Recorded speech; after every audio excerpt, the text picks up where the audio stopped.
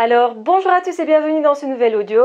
Aujourd'hui, nous allons parler de la solitude et particulièrement de comment les autres voient la solitude du HP, du haut potentiel, du surdoué, du zèbre. Donc, autrement dit, effectivement, les personnes, la plupart en tout cas, ont plutôt peur de la solitude, ne trouvent pas ça attrayant, ont plutôt comme croyance et comme valeur qu'il vaut mieux être entouré et qu'il n'est pas trop bon de rester tout seul en fait. Et bien entendu, les HP, généralement, au potentiel zèbre, surdoués et même les hypersensibles, sont plus enclins à rester seuls et à avoir même besoin de ces périodes de solitude-là.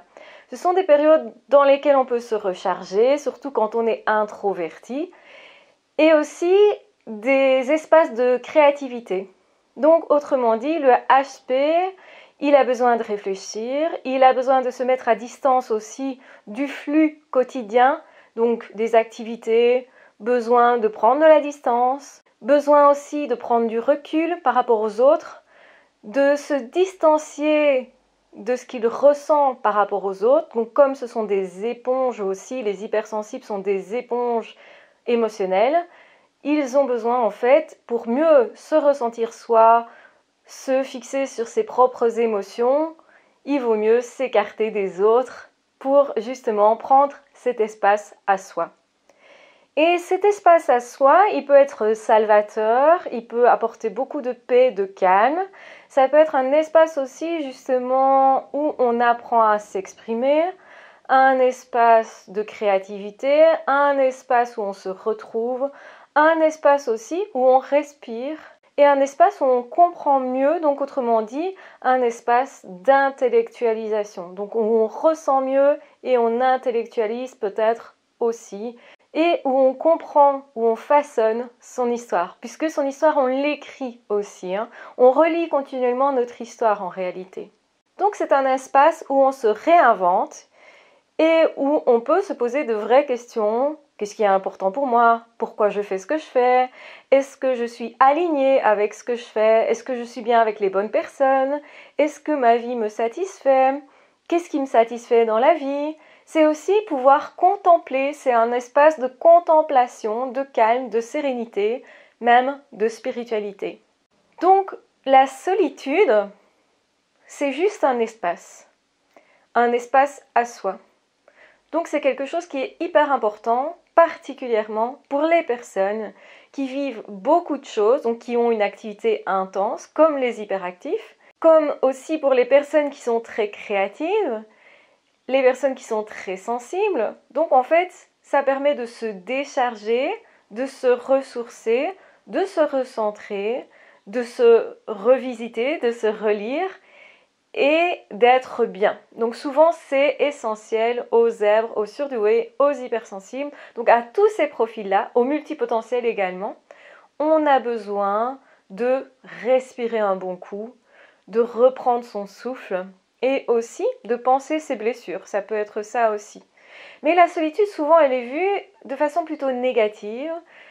Elle est perçue par les autres qui ne sont pas autant dans cette demande d'espace pour soi, dans ce besoin justement de lâcher son émotionnel ou de justement se distancier de l'émotionnel des autres.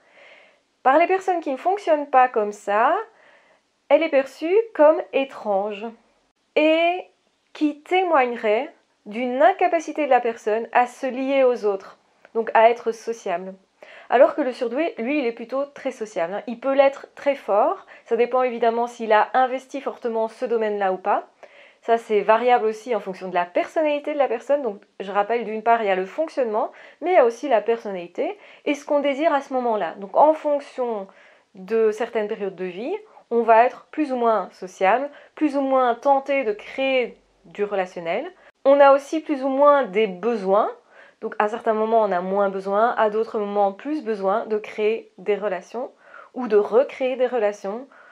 Donc on aura plus besoin d'être entouré à certains moments et à d'autres moments, on aura moins besoin tout simplement. Mais c'est vrai que la solitude, elle pose problème aux autres, généralement. Il y a beaucoup de personnes qui n'aiment pas la solitude, qui préfèrent être entourées, comme si c'était une garantie de bonheur, une garantie aussi de ne pas paraître bizarre. C'est une façon de se rassurer certainement sur sa propre sociabilité, sur ses compétences. Donc plus on est entouré et plus on pense être aimé, ce qui n'est pas forcément vrai, mais beaucoup de personnes associent le fait d'être aimé avec le fait d'être entouré.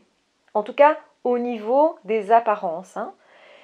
Et souvent, le surdoué, quand il entend justement qu'on lui dit qu'il n'est pas très sociable, il est étonné généralement. Parce qu'en fait, cette solitude-là, elle permet aussi d'être attaché au monde, aux choses, au plus grand que soi. Donc, à la part de mystère de la vie. Et donc, en fait, ça peut être d'une très grande richesse que ces espaces de solitude-là. Et le problème serait toujours de se priver de quelque chose qui nous remplit, nous. Et quand je dis qui nous remplit, c'est remplir de joie, qui nous fait du bien, en fait. Et d'essayer de fonctionner d'une façon qui n'est pas nous.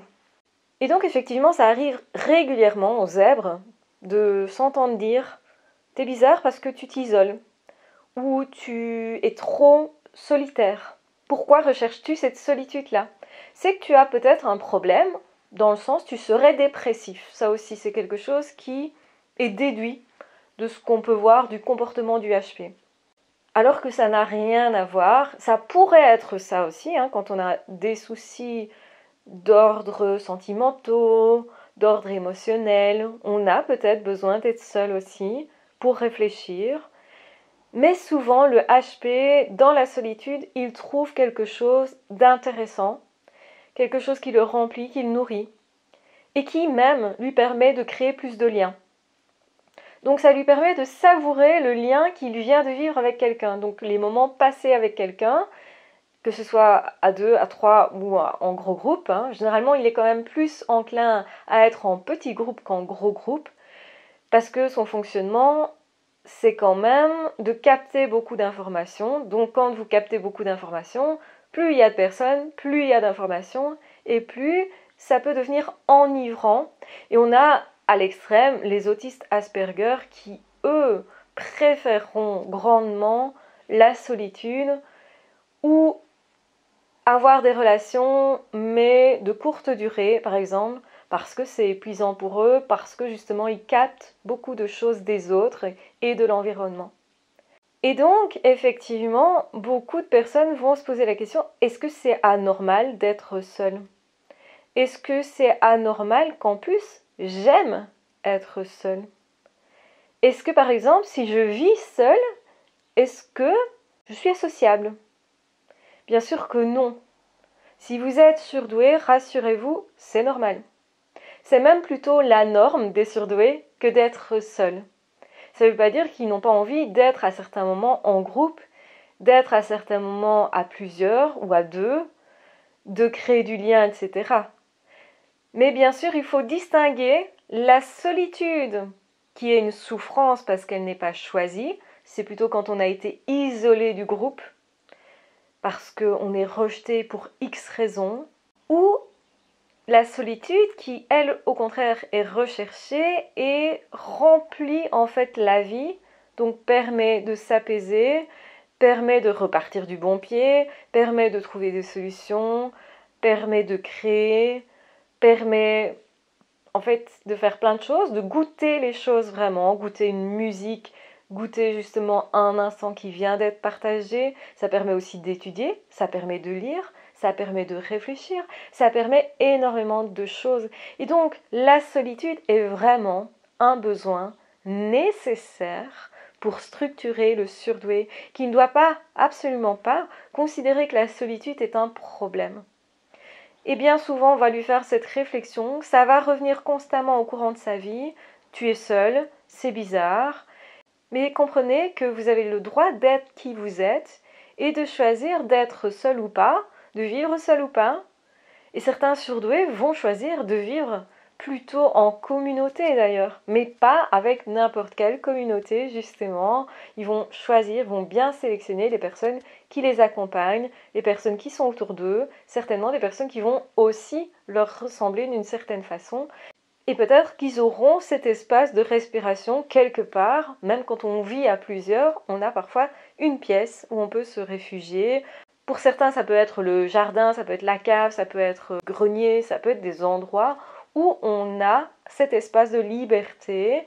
Ça peut être aussi à l'extérieur, hein. Il y a des personnes qui vont se réfugier à l'extérieur pour reprendre ce moment de solitude nécessaire et de réflexion nécessaire.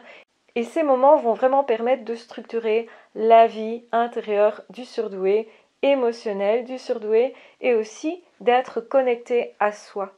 Parce que à force de vouloir vivre tout le temps comme les autres, c'est-à-dire pour avoir une belle apparence, peut-être justement s'entourer énormément, et peut-être trop pour soi, ça voudrait dire aussi se couper de soi. Pendant tout le temps où on est centré sur les autres, généralement, on est beaucoup moins centré sur soi. C'est le gros risque, en tout cas chez les HP, c'est de s'oublier et de vouloir être qui l'on n'est pas, donc ne pas s'accepter, sous prétexte qu'effectivement on reçoit ce type de réflexion.